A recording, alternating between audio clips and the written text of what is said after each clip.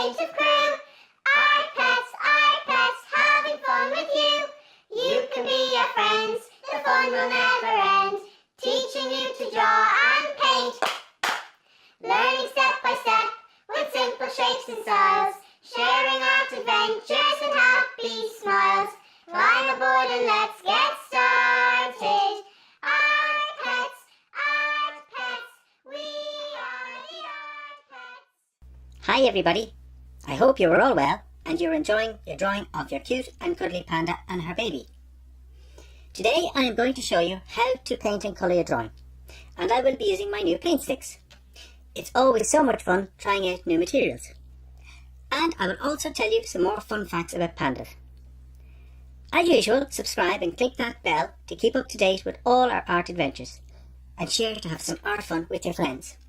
So, let's go!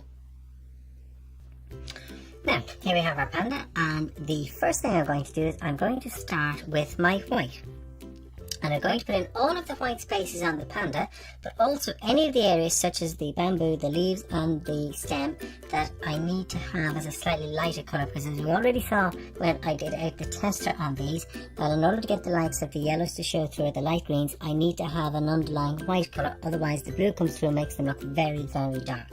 Now, I don't have an image to copy from. I'm just taking the drawing that I have and I'm going to use my own imagination just to shade it in. And as I said before, in the drawing it's going to be quite stylized, which means we're not going to try and make it look absolutely photographic. We're going to use the colours in a playful way to create something that's very fun and colourful and lively, and yet can still look somewhat realistic without having to be too realistic or photographic looking. Now, as I said, I'm going to start with my white and just fill in all of the white spaces. And even though we know pandas are black and white, with light and shade there's oftentimes lots of blues and lots of greys and lots of violets showing through as well, and that's something we keep in mind. So the first thing I'm going to do is I'm going to start over on these leaves, and I'm going to put just little bits of white into those spaces there. Now, these are quite chunky by comparison to brushes or pencils or markers, so I don't have the same control over them. So what I'll do is I'll fill in the spaces, but if I need to touch up on these spaces with my marker after the drawing has dried, I will certainly do that.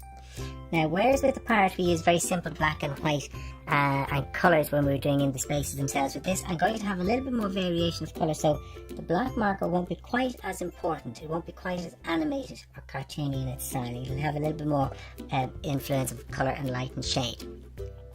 Down along the stem, so this, as I said, is just acting as the foundation onto the colours that we'll build into it. And because I'm right-pawed, I'm starting on the left hand side and I'll move over towards the right, and that way I'm not getting into my own space. From there onto the head. Now, even though, as I said, the panda's black and white, oh by the way, I rubbed out my pencil lines since I finished this drawing. We have a nice clean crisp line to work in. Even though it's black and white, it's not pure white and it's not pure black. As I said, you will get lights and shades, so I don't have to make sure this is perfectly filled in. And you can see I'm tapping in, because rather than coming in with flat lines, I'm looking to create a little bit of texture onto the panda, that lovely furriness on the body of the panda, and that can be created by using texture, and that'll give a certain flatness in certain areas, and other areas will be a little bit more lively, and it helps to create that feeling of soft furry texture on the surface and the body of the panda. So we just fill in all of this for now and see how we go once we have all of those white spaces. So the white spaces will be the head, that is the face, the tummy, and the areas where we have the bamboo and the leaves. Those areas we'll be starting with white, and then we'll colour back from that. So we're just putting in a foundation first to see what that looks like. And I tend to let little bits of my blue paper show through, not just alone on the white of the panda, but also even on the blacks as well as the background. And as we usually do when we're doing our paintings, for example when we're showing you how to use your acrylics, we've oftentimes done a first stage which is called a wash, where we just put in a very simple colour. And these are putting in a first stage of colour with the whites and the basic colours is the same thing even with something like these crayons or these paint sticks. It's putting in the first stage, seeing how that looks, and then if we need to come back in and make some further adjustments with the colours, of course we can. So we have most of our white areas filled in. Now I know I will be putting more whiteness over some of these going forward, but for now I just want to wait and see what the other colours look like when we get them in. So from there I'm going to put down my white, and I'm going to now look and work with my black. So I'm going to take my black, and starting on the top left ear, I'm going to fill that in, and I'm going to use the same technique, just tapping in to get that lovely soft furriness that we've got, and not filling in everything, leaving little bits of the blue. And doing that leaves a certain amount of freshness liveliness in your painting, and you're already starting to introduce the concept of some lights and shades when you leave some of the paper showing through.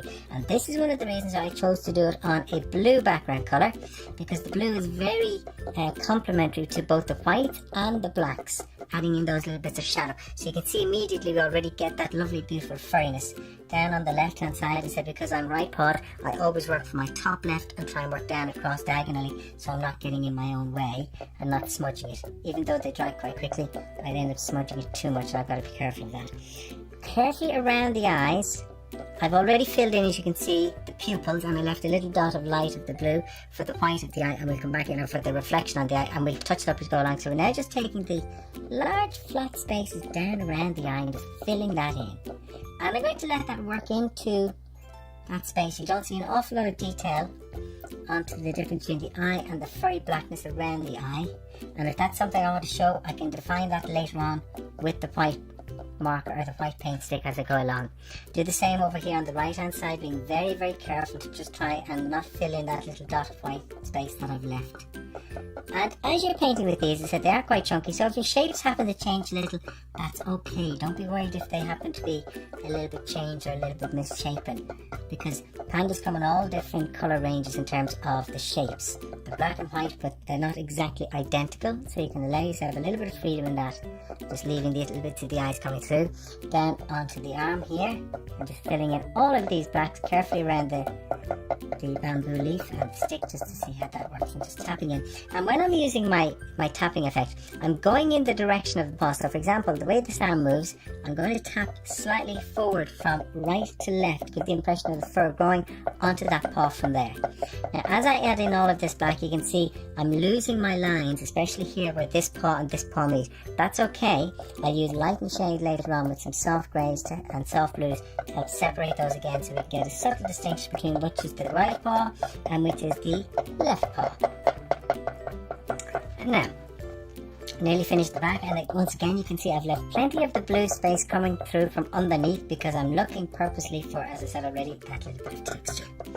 From there, I'm going to put a little bit of colour into the idea of the leaves and the bamboo, and then while I'm giving this a chance just to dry and just to see how they look when I put some basic colours in. So I'm going to start with a little bit of yellow onto some of the leaves, and I'm going to see how that looks onto the yellow colour, just onto the background leaves where the white has already been applied.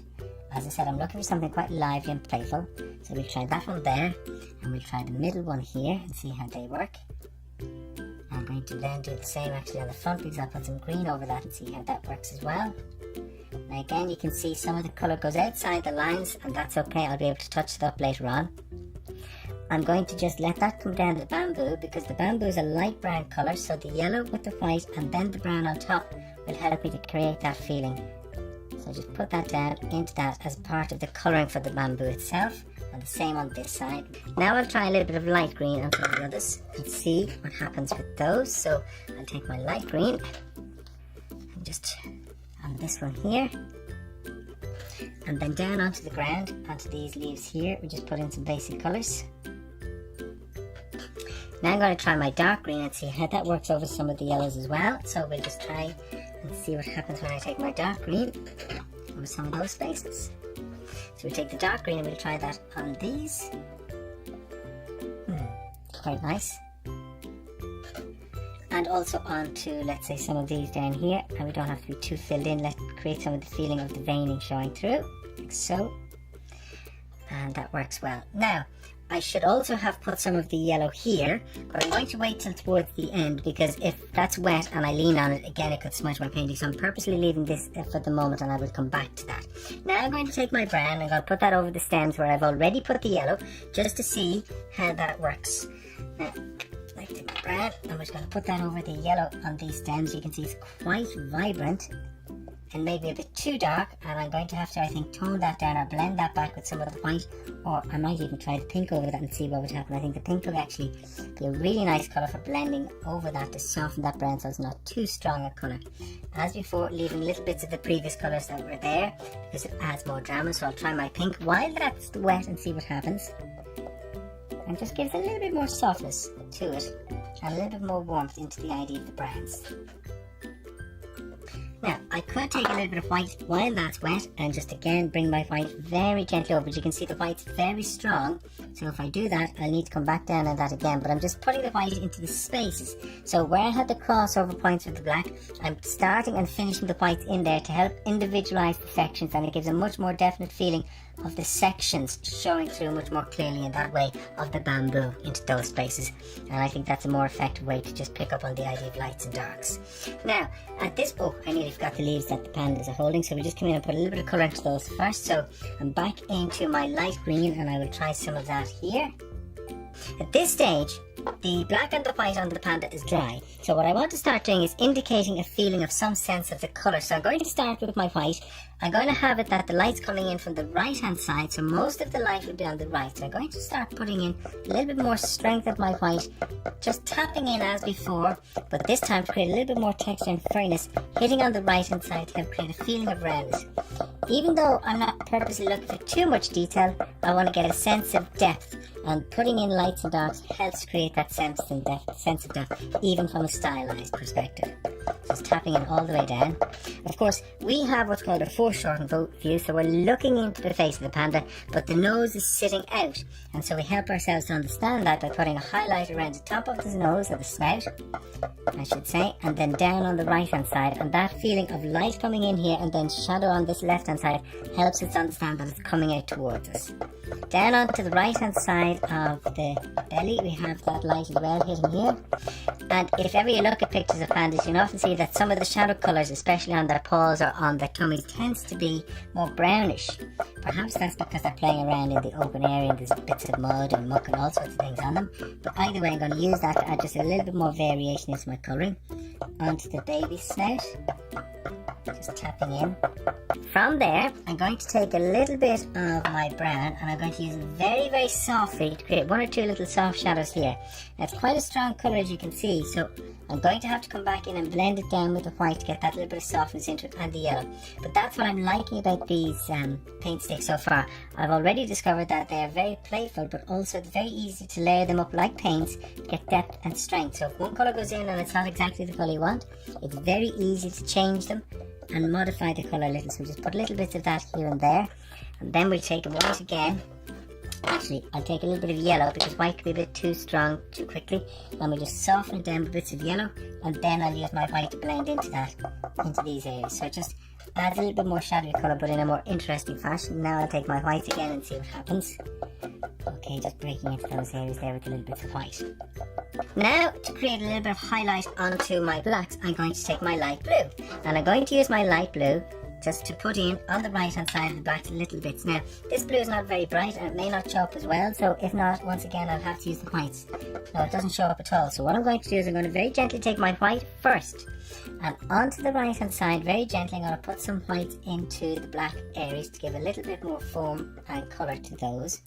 Now the white is quite strong, but I'll use it very gently. It doesn't have to be too heavy handed. Then around the paw, remember we were saying earlier we'd separate out where this paw is holding the leaf and the stem. And when I have the white down, I'll put some of the soft blue back over that to soften down the white so it doesn't look too strong. Into that space, and the rump area here, just at the back of the thigh and along the thigh, I'm going to have some of that white coming into there. And you can see, again, I'm keeping it quite loose. And onto the right hand side of the paw. So you can see on the underside of the foot, rather, we can see the sole of the foot.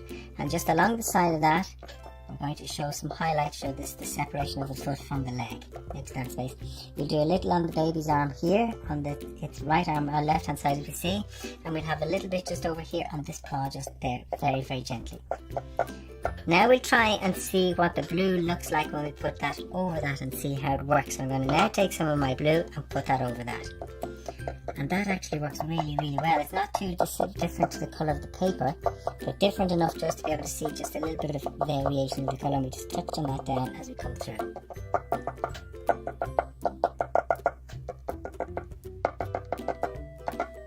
That's coming together very well. Now, leaving that again to dry, I'm going to go to the underside of the paw or the foot, and I'm going to start with some brown. I'm because I don't want that to be quite so black. That needs to be more of a brownish colour where you get a little bit more of the padding. So I'm putting in the brown quite loosely and quite gently around the pads of the feet and just onto the underside of the foot there.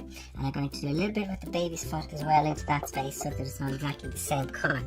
Now, put that in. And then from there, once again, I'm going to take the pink, because I think the pink would work very well as a blending colour with that, to soften that rather than the white or the yellow, which are a bit too brash and colourful in this space.